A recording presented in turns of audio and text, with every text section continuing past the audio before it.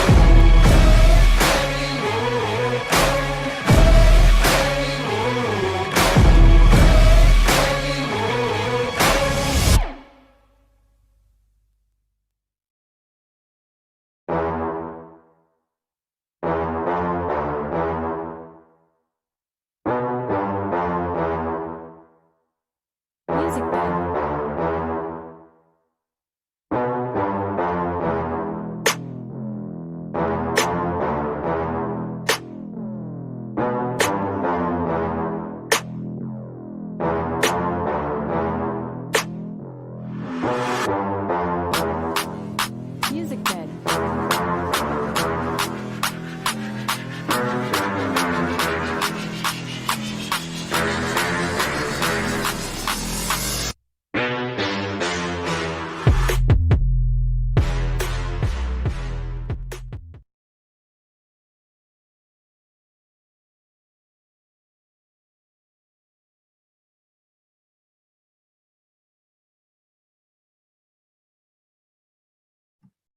All right, we are. Another Monday message. I hope everyone had an incredible holiday break, especially Thanksgiving. I hope everyone was able to enjoy their family and be around some good food. But here we are, another Monday message. We have a special one in store today. We have a guest speaker, Brandon Manley, who actually came in during boot camp. I think it was a week ago or 2 weeks ago and killed it. And I'm super excited. I know Steven's super excited. We're all super excited to have him here for our Monday message. And the topic today is going to be, the 4 reasons why agents succeed or fail in this business, which is going to be so important. Brandon, I'm super excited. Can you hear me clearly? Are you Yes, there? sir. I can hear you loud and clear. All right. How's it going, man? Good, man. How about you? It's going good, man. It's going good, man. I enjoyed my break. I'm excited to kind of hear what you gotta say to us and whatnot, and inspire us on this Monday. So I'm gonna pass everything off to you and sit back and listen. All right, cool. Well, it was good to meet you the other day. Nice to put a face to the name. So, and Davey's office, that's certainly impressive. So, I enjoyed getting around the team there and meeting, and even having somebody like Davey's allowing someone outside of his organization to bring folks in was incredible, because the training that Davey's provides, in my opinion, is second to none. I've told people, in my organization that I think Davies is the best trainer I've ever heard and got to listen to in our company by far. And I think if I've only been with the Alliance, so I can only really account for the Alliance, but I gotta say, if he went toe to toe with any other organization out there, I would still put him up there at the top. And so you guys are learning from the best, right? And I fanboy over Davies sometime because I look at what he does, and he's been through it, right? I respect the crap out of somebody who's been through the trenches and always coming out on top. And just to see him fight the fight that he has is awesome. So it's very very honorable that I get to come on this call and talk to you guys. I know I was joking. I volunteered Davies to be my mentor because I'm speaking at NatCon. And but I really value what he says to me. And so I did this talk when I was at his office a couple weeks ago, and applaud you guys that got there to that meeting. I know there were several people that came from out of state to attend that meeting. It was a $50 meeting. I'm telling you, Davies, I would have talked people into paying $1,000 to come to that meeting. So if you want to up it next time, go for it, brother. But it was incredible, $50 to go there, get that training. He provided us with an awesome lunch. It was just incredible. And I asked some of my folks that went, I said, hey, was I overhyping it? Was I overhyping the training? And they said, absolutely not. It was awesome. And so next time that we get together and we do that meeting, I intend on having many more people there. So anyway, I've been with the company for now 3 years. I started in November of 2019. So literally 3 years on the dot this month. And I've analyzed some of what we do, right? And how we operate. And I've certainly, like many of you guys, had people that have come in and killed it. I've had people that come in and haven't killed it. And now they're at a full-time job again, or, whatever the case may be. And so I've really tried to put my finger on, okay, what is it that is causing people to fail or succeed in this business? And there's a multitude of things that can lead to somebody failing in this business. Maybe it's a timing thing, right? Like a lot of this business, in my opinion, is timing, because you get somebody in and maybe they don't work out now, but I've seen it happen before. They come back later and they absolutely kill this thing. So don't be upset when you're hiring, if you have somebody that doesn't work out right away. Stay in touch with that person, keep constant communication. But getting back to my point is I've narrowed it down to really what I think are the top 4 things in this business that either cause somebody to fail or succeed. And again, these are not all of them. I think training is a big piece of that.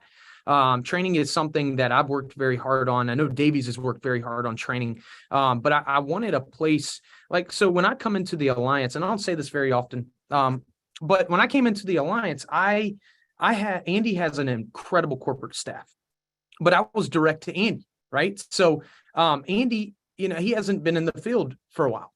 And so I didn't have a direct upline to call. I had Andy, I had his staff to call, but again, those folks were not out there running appointments like somebody like you have access to with Davies or Hutchinson on the team. There's some incredible people on you guys' team. Soto, Beal, the lineup is incredible that you guys have to work with, and I'm leaving some out, so please forgive me. But it was really one of those things where it was like, go out there and figure it out. I remember I hired y'all, most of y'all probably know Cousin Vinny. I remember I hired him right away. Before I started here full time, I hired Vinny. And so it's just funny to think back on the conversations we had, how frustrating it was at that time to reach out to each other looking for the answers. And we both had no idea what the answer was. But we fumbled through it and we got through it. So I think training is a big piece of that. But if you ask me why most people fail, I'm going to break it down into 4 categories. And I want to expand on each one of those categories for you guys. And the thing is everything that I talk about, it really doesn't have to do with your skill set as much as it does your attentiveness, your discipline, if you will. And I think that's something that we all have in us, and it doesn't have to be a skill set thing, but let's go over those. So Chandler or Adam, can you all help me? I want to share my other screen. Am I a host on this one as well? I want to share. Yeah, you're good to go. Okay. So let's go ahead and break this down for you guys. Whiteboard. Okay, So y'all are seeing, okay, we're all seeing it. Okay, whiteboard. All right, so I've broken this down into 4 categories, and I'm going to go over each one of these, but I want to go ahead and give you them in advance. And before I give them to you, I want you to know that I think all of these, I do have them in a specific order, but I think, like, if you were asking me, are these in order of importance? No, they're all important. But it's kind of the flow with it, if you will. So the first thing that I think we have happen, let me change my color, black. Okay. So the first one that we have is going to be schedule. I have no idea why it's doing it like that. Okay, so schedule, right? So let's talk about schedule real quick. No, I told you I'll give you all 4 first. So let me do that. All right, 2 is going to be your investments. Apologize about the font. I'm not sure why it's lagging like that. And this is not just your money. It's certainly money, but it's also your time, right? Like, for example, you guys are here today on this call. That matters. That's an investment of your time. The third thing is going to be none other than activity. And the fourth thing is mindset, right? And I want to spend time talking about each one of these. I do want to make a quick comment on mindset. I think mindset is a very important thing, because it can make I think mindset is 90% of this business, and I think it can make or break you, right? Everybody has someone, or maybe it's yourself, that they really ride the high waves and they really ride the low waves, right? I talked about this at the training. I have one of my top producers that had a rough month in September. And now he works 2 days a week with me. He'll make around $150,000, $160,000.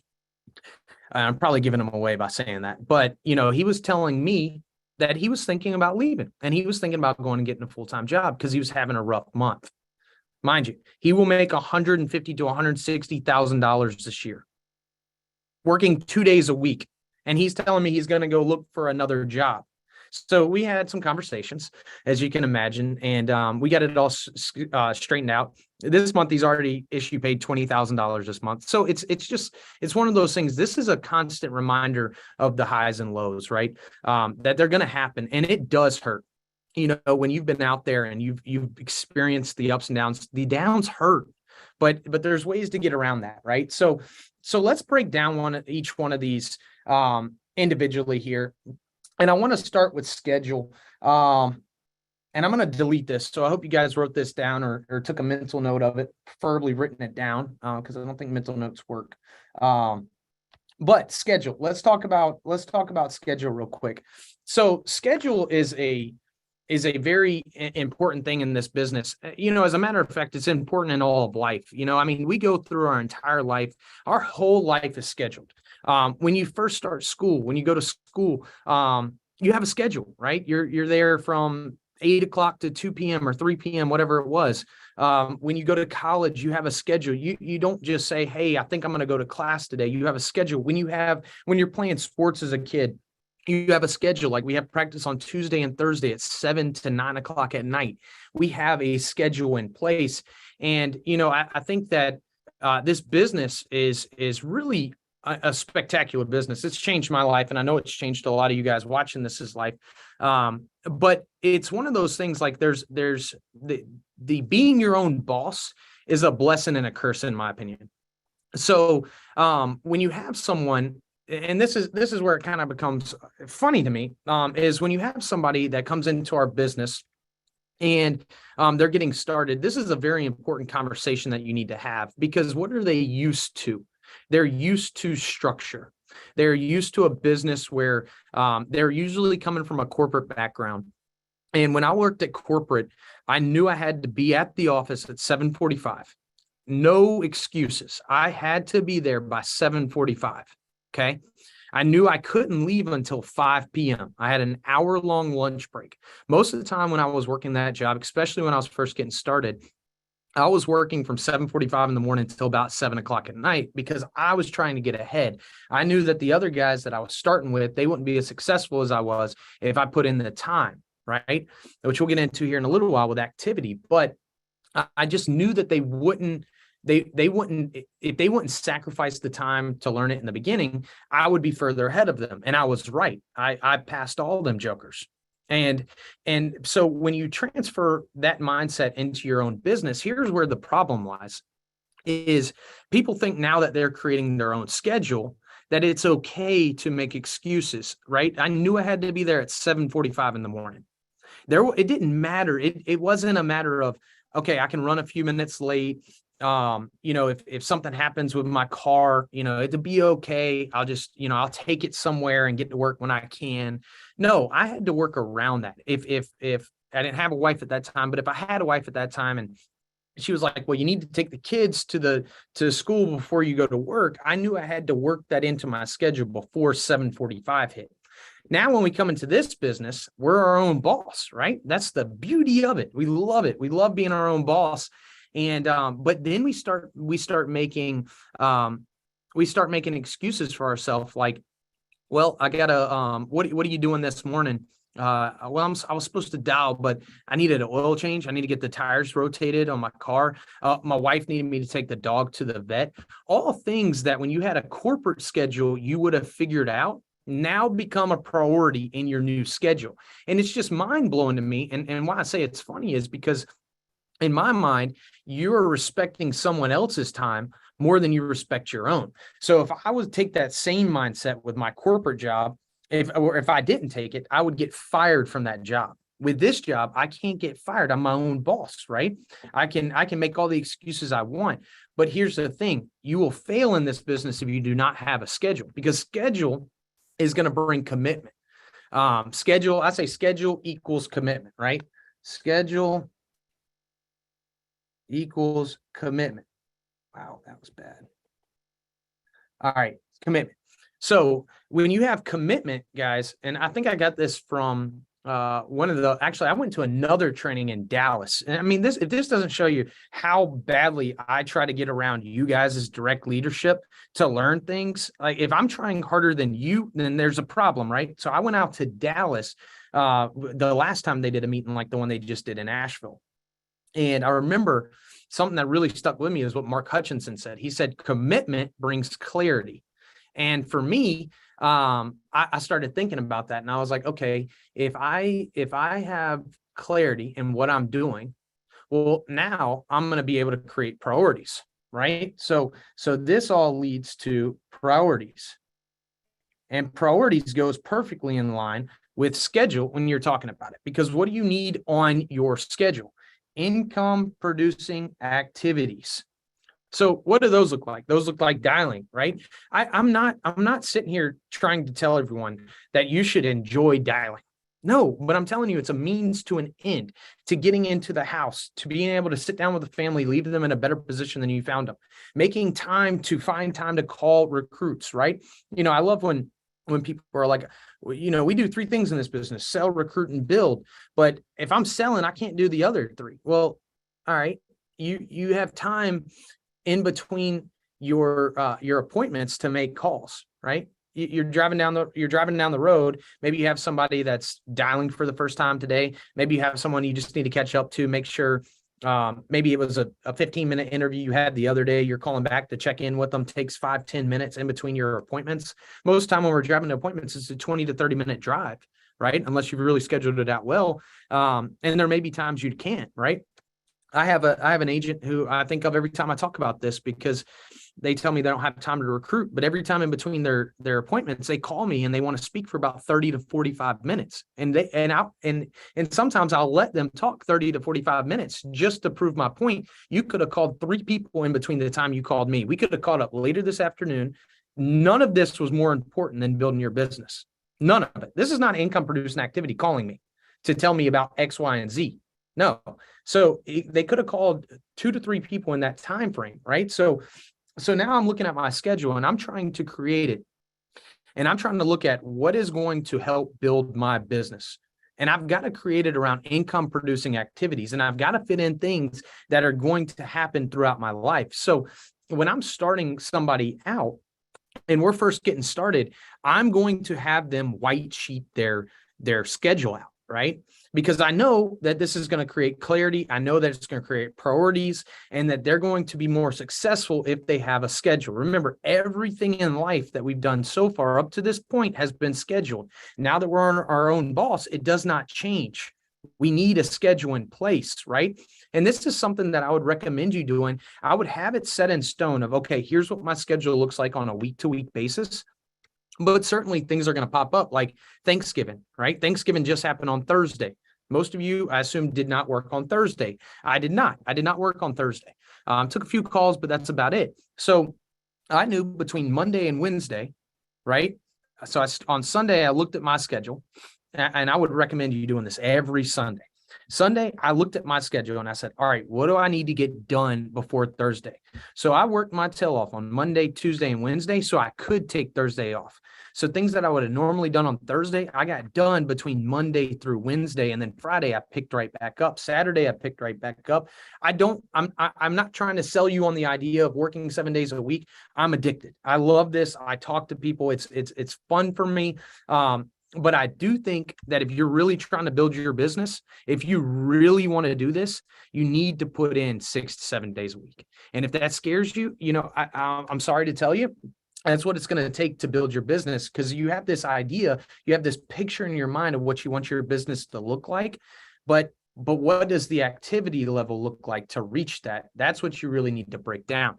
So I'm getting ahead of myself a little bit, but let me talk about schedule, right? So if you're getting a brand new person started with us, I would recommend you do this every time you get someone started. Anytime I get someone started. And now I never delegate to downline, but a lot of my downline has heard this and they do these things with people. I put things in place to where we have a step-by-step feature when you're getting started with us, what you should do.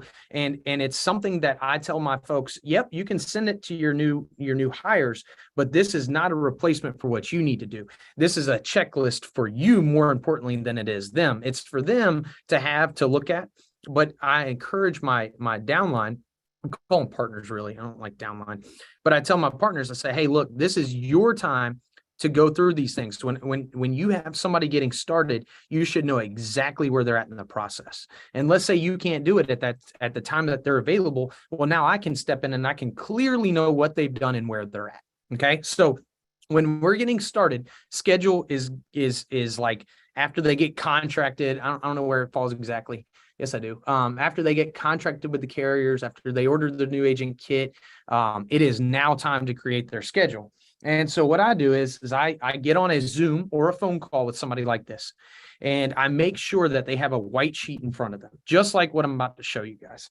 When they have a white sheet, I tell them, I want you to write Monday, Tuesday, Wednesday, Thursday. I'll share my screen, whatever I got it. Friday, Saturday, and Sunday, right? We're going to draw this out. All right. So if we're getting started and this is a brand new person, and they plan on working full time with us, here's what I tell them. I can guarantee you this. If you do 20 sits a week, I can guarantee you 20,000 issue paid business a month.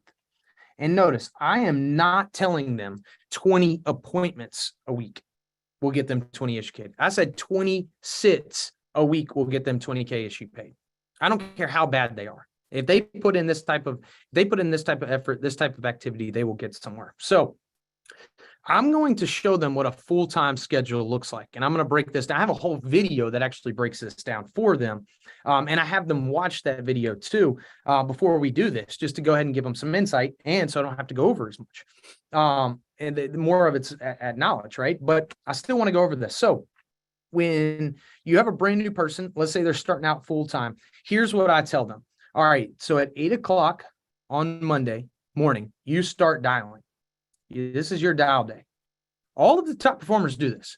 Do you want to be a top performer or not? This is what all the top performers do. I'm sitting in the Treasure Island office. I've got probably the top 5 in here. I've got Stephanie Rodriguez, Brian Rojas, Michelle Collin, Mike Hartley, a bunch of people. And I can promise you this office right now, Michelle's right here next to me. She's probably listening into it. She's dialing. Right? Brian Rojas is dialing. Stephanie Rodriguez dialing. This is what they do on Monday.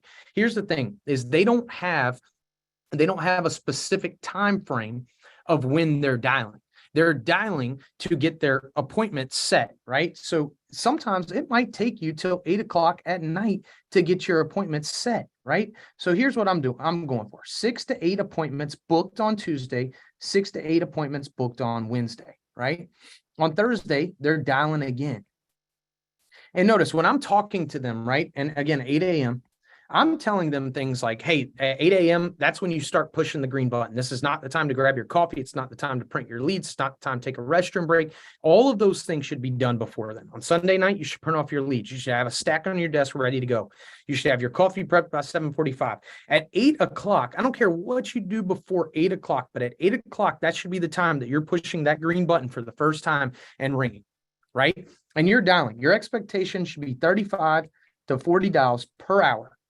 And so a lot of times people are telling their new hires, hey, like you need to make about X amount of dials, or you need to dial from this time to this time. I don't care what time they dial till. I just want them to hit their 6 to 8 appointments. I want them to have between 12 and 16 appointments over the next 2 days, right? And I want them to do the same thing on Thursday. I want them to dial until they need to. I love telling the story of Jeff Schultz. Jeff Schultz is somebody on my team. He sits here too. He's dialing as we speak. And so Jeff Schultz, when he first started with me, he was gung-ho on 40 appointments a week. Now, notice, when I did this with Jeff, he's telling me he wants to run 40 appointments a week. And I'm not, this is a minimum thing. 12 to 16 minimum appointments over those next 2 days, minimum. Okay. So that's what I'm telling my folks. And Jeff was dead set on having 20 appointments between Tuesday and Wednesday. And so I was obviously encouraging that. But the things that Jeff did to get to that a lot of people would not do. So Jeff Schultz, his old schedule was, he would dial from 8 to 12 o'clock on Monday morning. He would go and get lunch at about 12:30, and then he would hit the road. He would go and door knock from 1 to 4 p.m. And then he would come back and he would dial, or he would eat some dinner, at 4:30, start dialing again at 5 p.m. on the dot. He would dial until he had his 20 appointments booked. Now, here's the thing. Sometimes Jeff went from 8 o'clock in the morning until 8:30, 9 o'clock at night. But what he did was he gave himself a chance to get better very quickly. And so now Jeff, I would imagine it's 1:24 where we're at. I would imagine he's got all of his appointments booked up for Tuesday and Wednesday because he's put in that time and effort. Now it takes him from about 8 to 12 to book those 20 appointments. But at first he was so gung-ho on getting those 20 appointments over the next 2 days that he did whatever it took. He did however long it took. Michelle Cullen is a great example.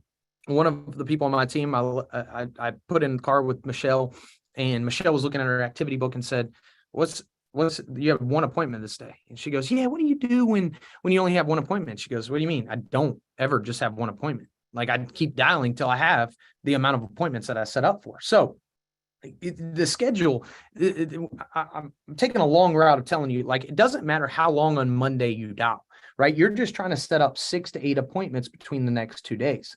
So I'm going to start my first at 8, right? And you want to schedule this out with people, right? 8 o'clock. I want to do my next one at, let's say they're brand new. I'm going to give them an hour and a half, 9:30, 11, 12:30, 1, 2, and so on and so forth. Same thing for these days, right? So I'm having them actually plan out their calendar, right? At 2 p.m., they've got to input. We got our AMG team call. You guys at 1 p.m., you need to put in your team calls. On Wednesday, they know they got the TWC. Thursday, they got the product call. On Friday, they have the activity call. These are important calls to be on, right? We don't just have these for fun. This is good information. Like these calls are super beneficial. Like I hope you guys are looking at this 1 o'clock call as beneficial to me, right? So all of these calls have a purpose. You got to work them into your schedule. And so now I know 8 o'clock, 9:30, right? 11. Now it's time to take a break for TWC, get started back at 1:30. 3 o'clock. So your schedule looks a little different, but we got to teach these new people to work this into their schedule. So Friday, Saturday, it looks like the same thing. I'm booking 6 to 8 appointments, 6 to 8. And then Saturday is my rest day.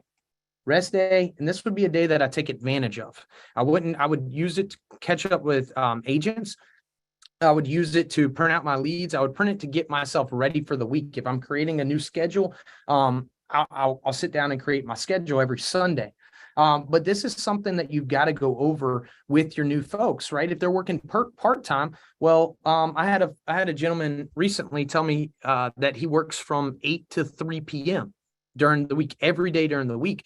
I've got to work around that. So now his schedule doesn't look like this. This is a full-time schedule, right?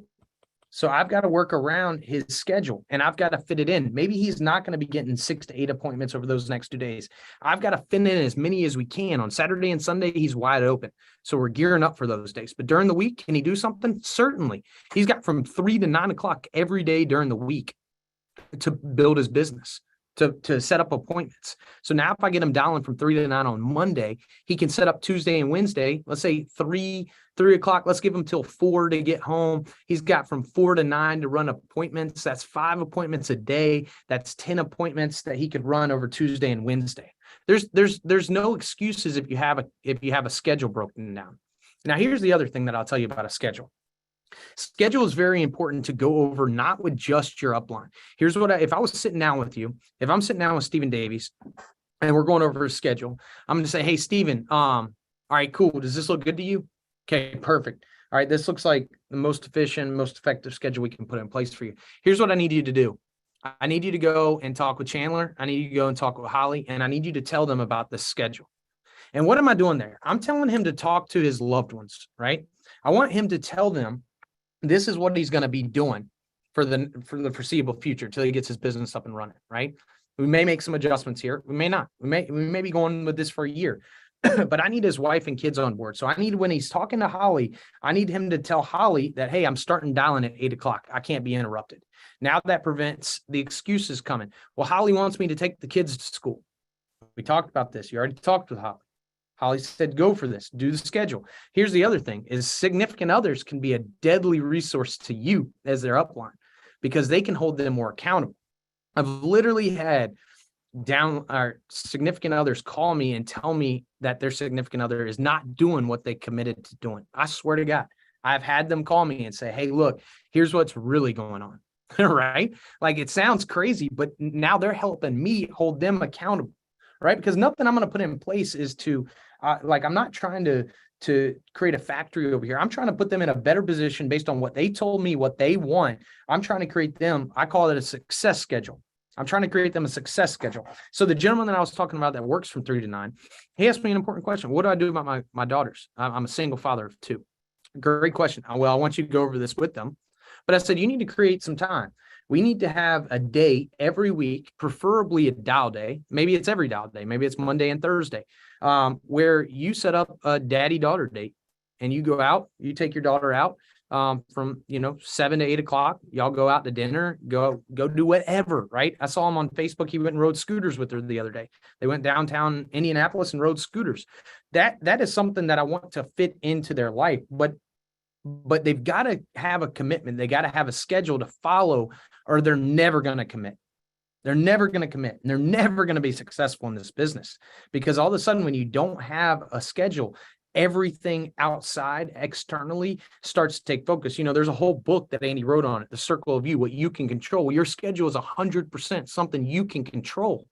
So why would you not stick to a schedule, especially when you do it for someone else, when you're helping build their business, right? So I encourage you to when you're getting someone started, or if it's you, if you have not sat down and white sheeted a schedule, I would encourage you to get with the person who brought you into this business and say, hey, here's what I'm looking at doing. If that person's no longer here, talk to Stephen Davies about it. Talk to somebody successful in your organization that can help you out up in your upline, right? Say, hey, look, I want to put together a schedule. I haven't put one together yet. I'm kind of flying by my seat and this isn't working. Right? I'm not doing as well as I thought I would. And I think this is a big portion of or a piece from the puzzle that's missing. And sit down and white sheet it with them. Go over it with your loved ones, right? And be accountable to yourself like you were for that other guy helping build his business. It's so frustrating to me to think about that. That's what drove me crazy about corporate world is like, yeah, I'm working here. They're paying me a great salary to do it, but I'm still building his future. I'm not building my own. And Andy had told me about this before. I just wasn't open to listening. right? So it goes back to what we were talking about. It was a timing thing for me. All right. Does that make sense? Hopefully you guys understand. This is something you should be going over with everyone coming into your business. If you don't, they're not going to be following a schedule. And I promise you, I'd say this one is the biggest reason why people don't succeed. It's the biggest one, in my opinion. All right, let's move on. If there is questions coming in the YouTube channel thing, will y'all let me know? Because I can't. I've got too many different screens pulled up. All right, let's talk about investments. All right, this is another one. All right, and I told you all from the get-go, I'm not only talking about leads. I'm not only talking about investing in your business, whether it's travel, the recruiting ads, whatever. I'm talking about your time, right? So one of the things that we talk about is mindset here in a few minutes. And mindset, this kind of goes right into that. Like, what are you listening to? What are you reading? What are you investing your time in? Are you prioritizing things that are making you better? Right? Like Friday night, I tell everybody this, when I did this part-time and I was working that full-time job, I'd get out the office about 3 or 4. They let us leave because we hit our metrics. And so I had the option of going home and dialing, because I only ran on Saturday and Sunday. Or I knew there was an office about an hour away from me in Burlington, North Carolina, where I could go and dial. And I was still living with my college roommates at that time. So I knew I needed to get my butt in that car and drive up there, or I wouldn't make dials. I would go out, right? So I would not, if I would have put myself in a position to not invest my time and gas to go up there to Burlington, I knew I wouldn't prioritize myself to be better. I would prioritize other things like going out and grabbing beers with my friends, grabbing wings, whatever, right? So, are you prioritizing things that are making you better with your investments, right? Like this call, jumping on this call, taking a break from your dial session to listen in to something that may transform your business. Have you committed to training or the convention yet? Have you committed to investing your time and your money into going to Dallas, North Carolina, January 12th through the 15th to learn, to get around, to associate, right? I could do a whole call on why you should go to convention. I don't have time for that right now, but it's more about the training, the association you get, the meeting the carriers, right? Meeting the carrier. Like I have a carrier on my team call today. Why? Because I want people to be able to utilize him like I do as a resource.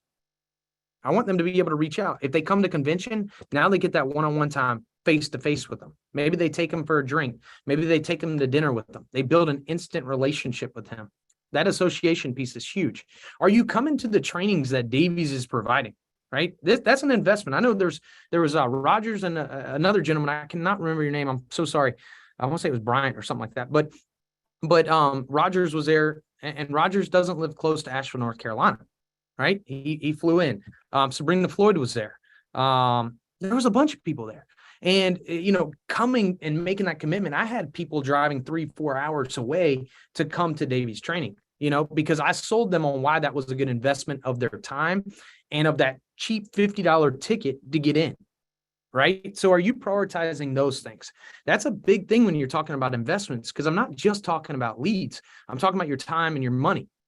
Now, when we do talk about the money side, I do want to talk about the investments of leads, because leads are absolutely the lifeline of this business. And I don't care how many people tell me that they can build this business off of their warm market. No, you cannot. You cannot build this off of just your warm market. You will run out of warm market. Sure, that can be a supplement to your business, but it should not be your main focus. And this is another reason why people really fail in this business, is because, or they succeed, they invest, right? If you're talking to any of the top producers, they're investing more money than the people who are doing less production. And it's the absolute lifeline of this business. And I always think it's a good example to use. I got a buddy who's in the glass business. Him and his dad are in the glass business. They net $400K a year, right? That's what they net. All right. Now, the crazy thing is we have folks in this business netting $400K plus a year. And so I just decided to ask them, hey, okay, what does your business, what's your cost of business look like? And he said 13, I think it was like 1350 a week. 1350 a week, right? And at first he didn't tell me a week. He said 1350. I said, oh, a month. Okay. He goes, no, a week. I go, so you're spending $1,350 a week to net 400K. And he said, yeah, this is the cost of materials, like labor, and any other overhead costs that's associated with that, just to net 400,000. But here's the thing, and 400,000 is not a bad living, right? That's great. Him and his dad are doing really well, and I'm happy for him. But the crazy thing in my mind is you have someone that's spending $1,350 a week in cost of business to accumulate $400,000 a year, right? And when you look at our business model, you can take this same approach to it, right? If you're investing 1,350 a week into your business, right? Oh, I'm sorry, and I have to back up real quick. I'm so sorry. This is I was just doing. This is a day. That's a day. 1,350 a day, right? But I look at it like this: is if you invested $1,350 into your business a week, not a day, a week, how much would you yield? And if your answer is any less than 400,000, you're crazy. It would be way more than $400,000. You look at Megan Wood; she's probably spends the most amount of money on leads a week, and she does what? She'll make $800,000-$900,000 this year. I think she spends $1,200 to $1,300 a week in leads. So this guy's spending, him and his dad are spending $1,350 a week, or I'm sorry, a day. And so what would that come out to? 1,350 times 5. Let's just call it like $7,000. He's spending $7,000 a week to net 400K. Megan Wood will net 800,000, spending 1,200 a week this year. It's just there's no other business that I think you can do this model in. So let's look at it a little bit further here. But I do like to start with an example to show you, like, there is a cost of business in any business that you go in. So if you're looking at this business and you're like, I don't want to invest in leads, why? Why would you not? It's your cost of business. If you can take $100 worth of leads and turn it into 500, your question should be, how many times can I do that? Not, I don't want to invest $100, right? So let's take a further look at what your investment should look like when it comes to leads. All right, so if you're spending, let's say you start out with $250. Now, some people will say, well, I can't start out with $250. I beg to differ. I think you could start out with $250 if you really put your mind to it and figured out a way to come up with $250 to invest in leads. Because we have this thing called Uber now, we have Uber Eats. We have a bunch of ways that you can make money. You could borrow the money, which you will be able to pay back if you work the system correctly. And it's amazing to me what people will come up with money for and what they will say they can't come up with the money. If you can't come up with $250 to invest in your business to build a future for yourself, but you can go spend $500 on the new Xbox when it comes out, or the new pair of Jordans that you wanted, you can spend $250. You can come up with $250. So it's a very lame excuse to say, I don't know where to find the $250.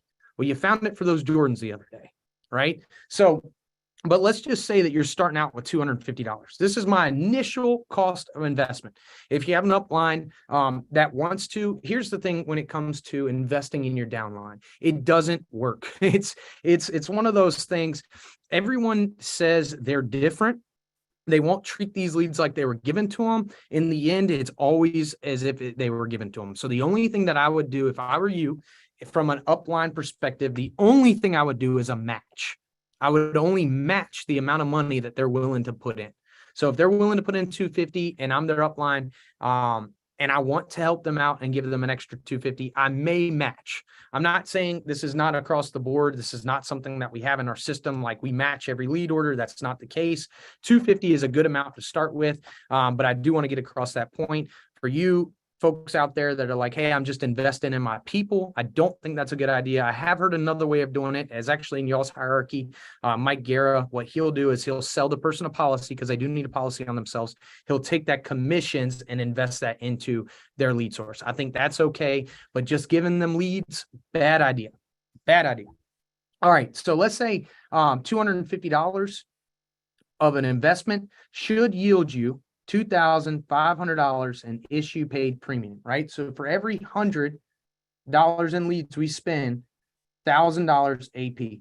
And some people are like, well, I don't know that that's the case. You know, it might not yield me 1,000 AP. Well, if you're working the leads, I promise you it'll yield you 1,000. And I would argue that it would actually yield you more than 1,000 if you work them the right way, which we'll go over here in a second.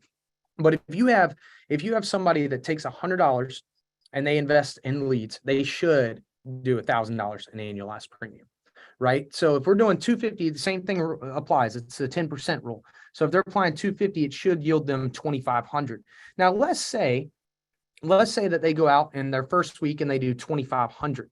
Now, what do most people do? Let's say they net 1,250 of that, right? They got 1,250 deposited into their bank account.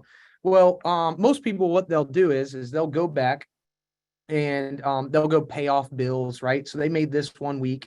The next week, now they got money to pay off. They got money to give their kids, their grandma. They spend this money on things that they shouldn't, right? And I'm not saying that you shouldn't pay your bills. I'm saying, though, if you have till the end of the month to pay your bill, why would you take that money that you just made and automatically pay it off? Now you're back to square one. Now you're trying to come up with another 250.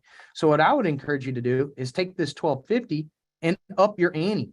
If you know you can turn 250 into 2,500, why not go for 500 now? Let's go for 500. And let's turn that 500 into 5,000 annualized premium. Now you got 2,500, right? And maybe you're comfortable with that $500 budget. Maybe that's what your goal is to hit 5,000 AP a week. Maybe that's your goal. Okay, well, now you take that and invest it back in. So now you invest 500, you net 2,000. And guess what you just did? You just created seed money. Because if you take that same $500 every week and invest it in leads and turn it into 2,500, now you got 2,000 in the bank. You got 500 where you'll never have to figure out where your lead money's coming from. Now you've got it sitting there. So now you've invested properly into your business, right? And maybe you do decide to go up to 1,000, turn that into 10,000 a week, right? You net 6,000, let's just say, keep it on the low end. You net 6,000. Now you got 1,000 to go put back towards leads. You net 5,000. Now you've got $1,000 seed of lead money. You never have to worry about lead cost again. Your cost of business on that side are done until you decide to start putting more money towards it. Now, remember, I promise you, I wanted to talk about this. $1,000 annualized premium. So if you're sitting there and you're working leads the correct way, and you're reinvesting, there is no reason that your $100 should only be worth 10x on the annual premium side. And here's why I argue that. If you're doing the 4 basics in a home, I say sell or sell. Just pick up your cell phone or pick up the check, right? That's the other way of putting it. 2 is going to be safe money. If you're finding safe money in houses and you're only getting a 10% return, you're doing something wrong. All right. Safe money, referrals. And 4 is recruiting. Some people laugh at the recruiting one, and I used to too. But then you start hearing people's story, like a Megan Wood who came from a lead. You start hearing about Stephanie Rodriguez who came from a lead, right? You're sitting there talking with these folks who are 70 years old, telling you all about their grandkids. He just lost his job over at UPS. Easy chance to recruit, right? There's a lot of recruiting opportunity when it comes to a house, but outside of recruiting, right? Recruiting is kind of you're planting seeds when you're recruiting, and it doesn't hurt to do so. But when you're sitting there and you're helping somebody out with a final expense plan, I just had a buddy out in Montana helped out somebody with a final expense final expense policy, and then uncovered that she had inherited $5 million and it was losing money. Moved $1 million of that over into an annuity, $1.5 million of that over into annuity, made 75 grand right away. 75 grand right away. Sold her a final expense policy, probably made $1,000+ from that. Then turns around and makes 75,000 from one annuity. Moved the rest of the money under management with Chris Norris. Now, what do you think is going to happen with that money? Over time, they're going to put more of that money out and move it into annuities. All right, and then referrals. This one's huge. Like referrals are the hottest leads. Okay, referrals are are the cheapest leads as well. They don't cost you any money. And Brian Rojas does an incredible talk on how to get 15 people out of ERS. I've heard so many people talk about that and say how it transformed them being able to get referrals. And so when it comes to referrals, like if I'm sitting here and I'm selling something to Stephen Davies, or let's say I'm selling it to Chandler. I'm selling it to Chandler. I sell him a term policy and I say, hey, do you know anybody else who might be able to use my services? And he goes, yeah, my dad and my mom don't have anything. Well, now when I go to his mom and dad, don't you think I have more trust with them? I just help their son out with something, or vice versa. Or if it's one of Chandler's friends, let's say it's Adam, and Adam's never heard of me, never heard of insurance, but Chandler tells him, hey, you should talk to Brandon. Who do you think has more? And again, there's a great process that I'm not going into detail with on how to work these referrals more effectively, but you've got to be asking these questions. Now, the thing about it is when it comes to safe, if I come across somebody who's not getting any safe money or referrals or recruiting out of the house, take away picking up the check or picking up the phone, right? If they're not picking up the phone, you know. But if they're not finding safe money or they're not finding referrals or they're not recruiting anyone out the house, it really boils down to one thing. They're not asking. They're not asking any of those questions to get those. And maybe we haven't done a good enough job on selling them on why they should look for safe money or why they should get referrals, right? I'll take the blame for it. I haven't done a good enough job selling you on why to do this. So let me explain it to you. The next time you go in a house, this is what I expect from you. And here's why. Because it's just so simple to do, right? So if you're getting referrals, let's say you get 15 referrals off each lead like Brian Rojas does. Well, let's say you go to 10 people a day, that's 150 new people to contact. That didn't cost you anything. So if you're saying $100 worth of leads only yields you 1,000, I would agree with you. You're incorrect because it should be more than 1,000 annualized premium, right? So I could keep going on. And the investment part I'm pretty passionate about because I see what it does. Like I see how many people take this $1,250 and go spend it on irrelevant stuff that's not helping them move the needle. Right? When they could create themselves up for a success. Like I just had a new person start with me, goes out his first month or his first week, does 3,400 in AP. The next week he's in Vegas. I'm like, what did I do wrong? What did I do wrong? Not what is this guy thinking? What did I do wrong? Right? Why, how much of that money that he made did he go spend in Vegas or did he lose in Vegas? Right. So now he's taking the money that he made with us and he's putting it on a bet on a table where mostly people lose money at. Right. Versus with us, if you invest that money back into your business, I can guarantee you wins. So again, it is what it is. But this is stuff that we have to be talking about with people. It's not, don't assume it's just common sense that they're going to take 1250 and up the ante and put in 500, right? They may say, well, I've got more leads in this stack that I need to work anyway. Well, true, but we need to get you some momentum going. We need to get you multiple leads coming in because I don't want you sitting stagnant, twiddling your thumbs when you do run out of those leads. I'd get them on a GMR as soon as possible. That's how you create that momentum. Let's talk about momentum. All right. Third piece of this puzzle is activity. All right. Activity. So this one's pretty self-explanatory and it goes hand in hand with schedule because if you're setting up their schedule the right way, the activity piece should really kind of fall into place for you. But this is the third thing that I believe that either makes or breaks somebody. Like I talk about the Jeff Schultz story. I mean, if you look at the top producers, like what Michelle Colin said to my agent, I was in the car with her. I don't just have one appointment. I set myself up to have more activity than that, right? You'll find a common trend and it's not a skill set thing most of the time, right? The crazy thing is they do get more skillful with more activity. It's like shooting a basketball. If I go and if I'm trying to get better at free throws and I shoot 10 free throws a day and my buddy's trying to get better at free throws and he shoots 100, who's going to get better? My buddy all day, right? Or if I'm trying to go to if I want to look like The Rock, right? And I'm trying to become like jacked or Arnold Schwarzenegger. And they go to the gym 6 or 7 times a week and I'm going 1 or 2 and expecting the same results. You would call me insane. And it's the same thing with this business is how do you expect to get good? Right. So one of the talks that, again, I heard from Davies is the expectation talk. the activity versus the income. And Mark Hutchinson, top producer, he talks about the conversation that he had with Mark Hutchinson when Mark wasn't doing as well as he wanted to do. He was going to go back and get his, your Zoom account is being signed in. Allow. Sure. I don't know. Am I still here? Can y'all still hear me? Yeah, We still got you. Okay. All right. Sorry. My Zoom popped up and said somebody else was logging in. All right. So it's the same thing with this No, you're business, good. right? So if I'm Mark Hutchinson, and when I came to Davies' office, I am thanking Davies for having this talk with me, because what he did is he said, "Hey, bro, look, Davies, or look, Hutch, you have two different expectations.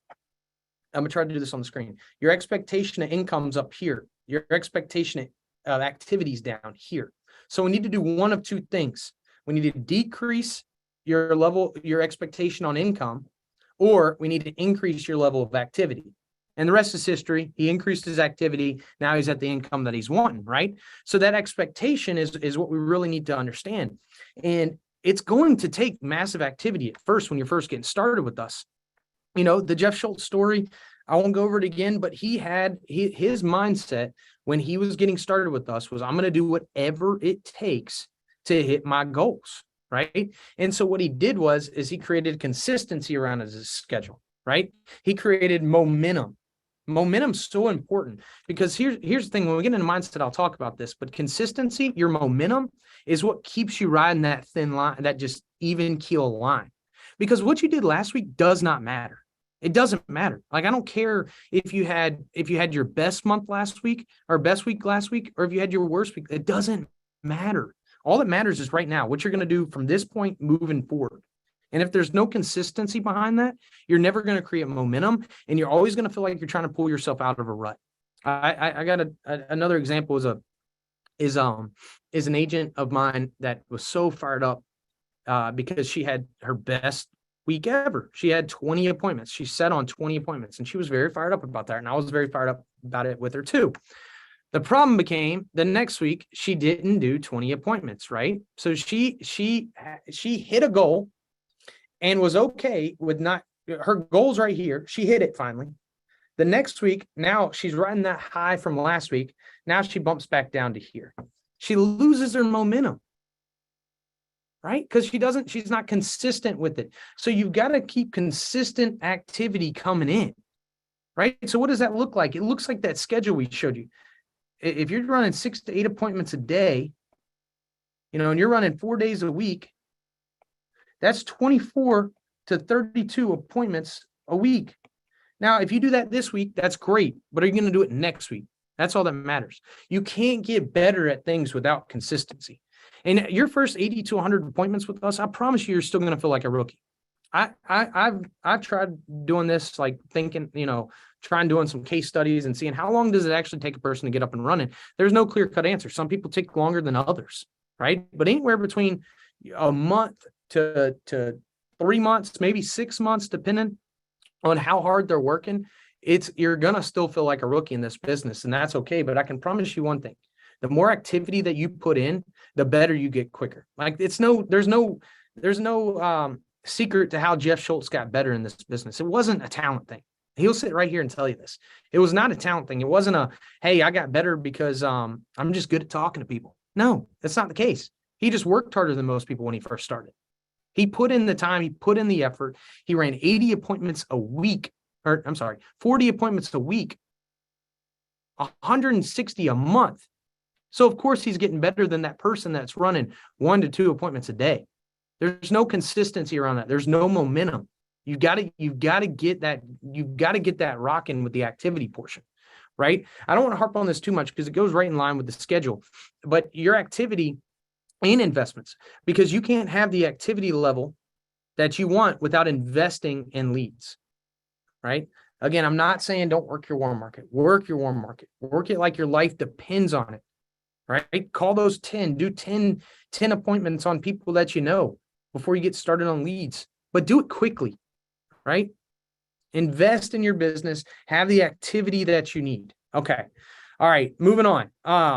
Let's talk about the last portion of this, which is mindset. So, mindset, I said this at the beginning, and I'm going to say it again because I think it's that important. Mindset is 90% or more of this business. It really, really, really is. Okay.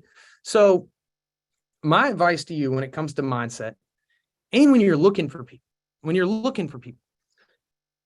find someone who is willing to take a punch. Okay. Because this business is not like everything that we say about it. It sounds so glamorous and sounds amazing, and it is. But believe me, there's some punches along the ways, right? And so you can't get too high or get too low in this business, right? You have ups and downs, right? Week one, you might be up here. Week two, you're down here. Week three, you're down here. And week four, you quit, right? If you don't have a level mindset, right, in this business, you will eventually quit. I don't care who you are. I mean, I just gave you the example of the gentleman on my team that said he had a bad month and he was thinking about going and getting a full-time job. Mind you, he'll make $160,000 this year working 2 days a week. How do you do that, right? It's mindset. Your mind it will do some insane things, right? Like if you don't have this, we talk about this even. Don't get too high, don't get too low. Stay right here. Stay right there. So when you go out and you have, like my buddy who went out and did 3,400 in a week, you guarantee he was up here. He was up here somewhere. Then he went to Vegas, came back 2 weeks later. His momentum's down here. Now he's down in the dumps. Now he's starting from scratch, right?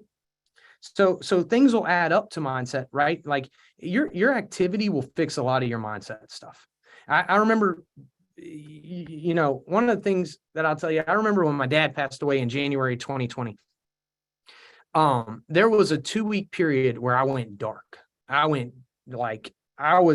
This was me. You could have told me that my business was getting taken out from under me, and I would have been like, all right, cool, whatever. I don't care. I don't care. But here's what I did is I went back to work after that 2 weeks. I knew I was just moping around. My mom was like, hey, you need to figure out some stuff. And so all I did was I went back to work, and I went and traveled for like 3 weeks in a row. And the next thing I knew was not that I forgot my dad. It just took my mind off of my downs.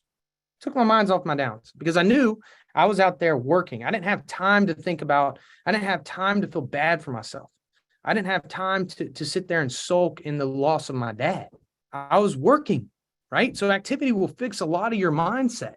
But, the crazy thing is we want to stay down here in the lows when we're down in the lows. It's weird. I know it doesn't sound right, but it is. It's true. Think about it. Think about when you've been in a time where you're just going through a rough time. You wanted to stay down there. Do you know why? Because it was easier to stay down there. It's easier to stay down after you've gotten punched than it is to get back up and keep moving. It's a lot easier. And so we make that okay. Right. We think it's, we're down here. It feels good. We can stay down there. Right. But if we can learn to stay even, right. Talk about this with your people. Hey, that's awesome. You did 3,400 this week. Hey, don't get too high. We got these things in this business called chargebacks. I think you did a good enough job with them, but it could happen. Just don't get too high yet. Right. Don't get too high. Let's go out there. Let's stay consistent with our activity. Let's put another $3,400 on the books, and we won't care. You see, the people that are writing 1 to 2 policies a week, it's really easy to get down here because you got 1 to 2 chargebacks a week. Now you're struggling. When you're writing 5 to 10 policies a week consistently, you don't have time to think back on that one that fell off the books. Yeah, it'd be nice to get back in front of them to make a quick call and get it back on the books, but you're not down here in the dumps because that's the only source of income you had. Right. So when you're talking mindset, that's the first piece of this is be ready to take a punch. When it comes to ups and downs, just don't get too high. Don't get too low. Just try to stay even keel. Right. You just never know what can happen. All right. Let's talk about, a little further. So when you're getting started in this business, the mindset that I would take is this. I say this all the time. Try, fail, and adjust. Okay. So when you're first getting started with us, there's going to be a lot of this. Heck, I do this every day still. I try, I fail, I adjust. I try different things. They don't work. I adjust, right? Where you get lost at with mindset is when you try, you fail, and you stop. When you try, you fail, and you stop, that's a danger zone. You've got to adjust, right? That's like, we're creatures of adjustment. Like, that's how we adjust so quickly. So when you're out there trying and failing, make adjustments. How do you make adjustments? Well, learn from your mistakes. Learn from calls like this of people who have been there and made the mistakes. You guys are following one of the best people that I know, Stephen Davies. I can promise you, he's tried and failed a lot. He's failed a lot more than you. Anytime you hear about people that are successful in any industry, in any business, and any big time speaker, they all talk about how many failures they've had. How many times that they failed, and they've always, the more successful they are, the more times they failed. Andy Albright, he's successful because he failed more than all of us. Stephen Davies, he's successful more than us because he's tried to fail. He's failed more than us. But here's the key: they made adjustments to those failures, right? So when you're just getting started with us, how do I adjust? Well, one, it's a big piece on communication. Are you communicating with your direct upline? Are you communicating with your mentor in this business of things that you're doing wrong? I'm pointing to Jeff Schultz a lot because he did a lot of these things great. I swear to you, Jeff and me talked 8 to 10 times a day when he was first getting started on different things. It might be in the house while I'm helping him. It might be after the appointment to figure out what he could have done better, right? It could be anything. Hey, I want to know a little bit more about this product. They weren't long calls, 10 to 15 minutes, right? Maybe less. Hey, man, I just had a quick question about this. This is what the person said. Okay, that makes sense. I'll try that next time. He was making adjustments. Here's what Davies teaches you to do. Davies said, keep a journal, okay? And this applies to both sides of the business, whether you're recruiting or whether you're selling, okay? You need to keep a journal of what's going on. Right. A lot of people think mental notes are good enough, or then they're not. They're just not. You need to keep like, you won't remember the specific details of stuff. Like, I write down everything. If I showed you guys my notes from the Davies training in Asheville, a lot of you guys would ask me for them, and I would say no, because you should have been there. But for the right price, I might give it to you. So, but Davies says you should keep a journal. You should keep a journal of your sales appointments, right? Your sales appointments. And so what does that look like? And I would argue your recruiting appointments, you should keep track of. Hey, man, here's what they said to me. Here's why they didn't want to go with us as a company. Here's what they were looking for. I didn't know if we offered that. I can train you up on that real quick. If you're in the sales field, I can train you up on that real quick, right? I can tell you, okay, like, I was just sitting here talking with my recruiter, Kevin. And he was asking me before this call, he was like, hey, so I went out last weekend, struck out. Well, let's talk about it, right? And I got to keep in a journal. And so he pulls it out and he goes, well, this lady's, these 4 had policies, this one, blah, blah, blah. And I was like, well, let me ask you something. Did you do any policy reviews? He goes, sort of. I go, no, what did you do? And he tells me. I'm like, no, that's not a policy review. You listened to her. She told you she had a policy. That's your policy review? No. That's not, so I can help coach, right? But if he didn't have this written down, you think he would recall? This was before Thanksgiving. He didn't do anything this weekend. He did it last weekend. So do you think he would recall exactly what happened in those appointments without a journal? Absolutely not. He wouldn't. He wouldn't remember fine little details about the lady. Well, the wife was in charge of the payments, and this guy wouldn't get her on the phone. And then I pulled out the paper and blah, blah, blah, blah, blah, right? I mean, minor details add up when you're trying to help coach somebody. So these things are very important. So when you're keeping that journal, go over these things, right? Because this all goes back to the mindset of, I'm trying, I'm failing, Brandon. I'm looking for adjustments. I'm showing you with this journal, I'm looking for help. I'm looking for adjustments. And I can promise you, if you have somebody that you're working with that is seeing you trying and seeing you failing, they are so much happier to help you make adjustments. Because you know why? You just showed that you're coachable, you're teachable. That's the easiest people to help fix their problems, to help adjust. If you're not, I'm sorry, you're just, like, if you're not coachable, if you're not teachable, you don't deserve the time of the person. You don't. I don't care how big your ego is. I don't care. Like, It doesn't matter to me. I'm not gonna sit there and try to change somebody that's not willing to change, that has their own ways of doing things. That's just not how I do business. If you can figure it out, great. I'll still support you. I'll still love on you. I'll still shout you out for this, but I'm not spending my one-on-one time trying to help somebody that doesn't want to be helped. So try, fail, adjust. All right, 2 more pieces of this, and then I'll wrap it up. So, which one do I want to do first? All right, I'll say this one, because I know this one's kind of cliche, but your why matters. Okay, you've got to find a bigger reason than yourself to be doing this business. Okay, so like if you ask me what is my why, like why, like I feel like absolute crap today. Why did I get up and do this and get to work today?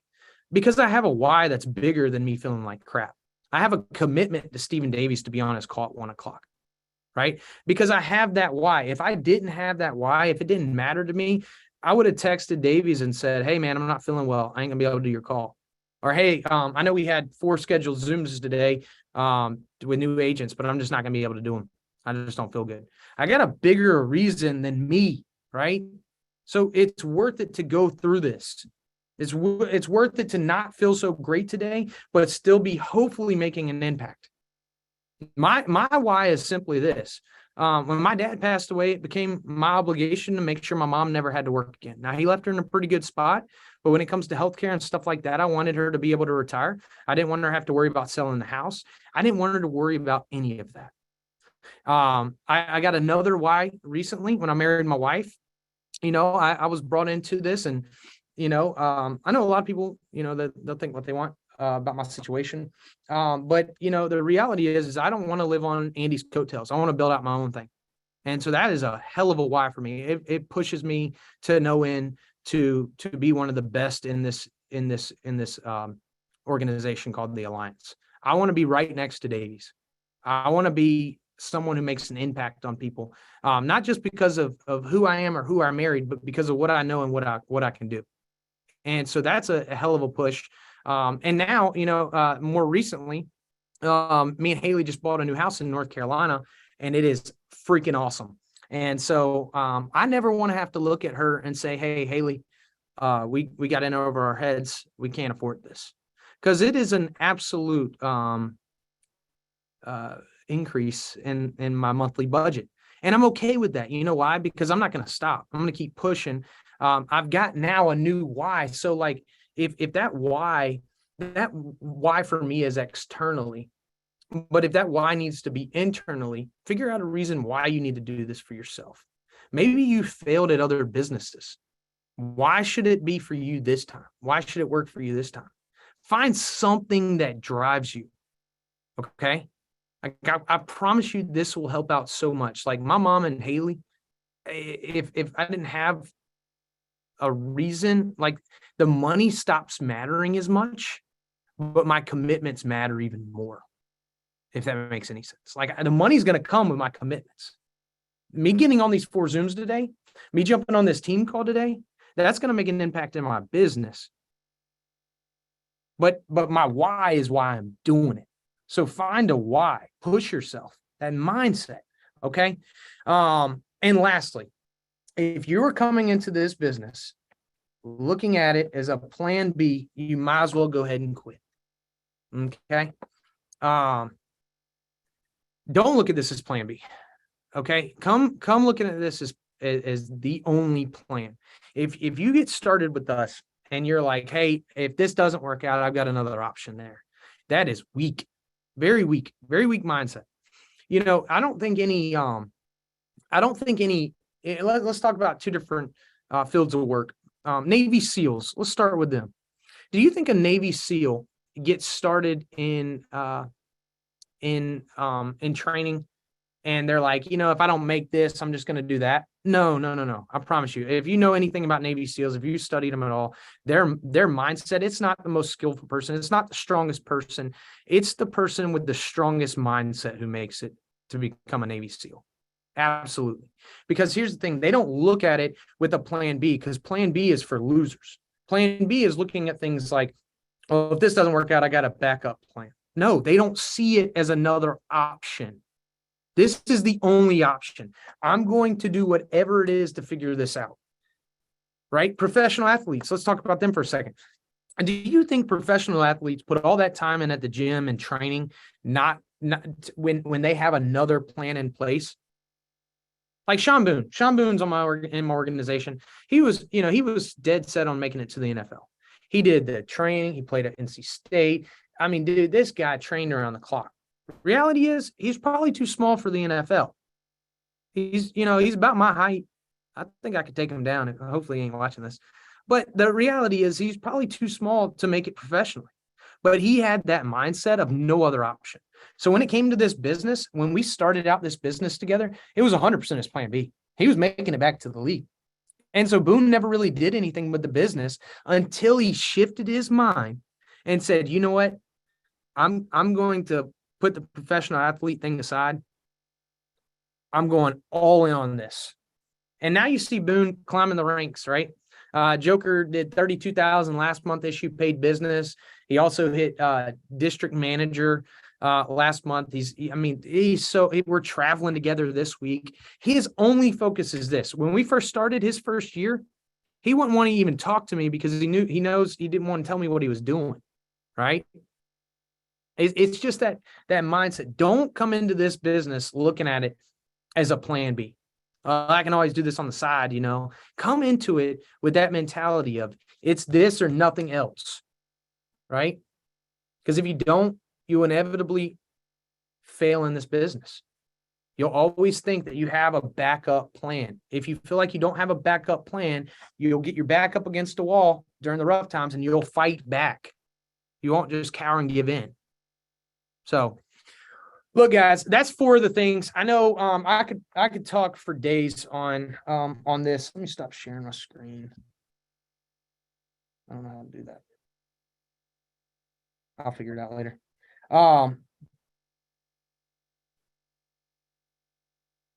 Stop share. Okay.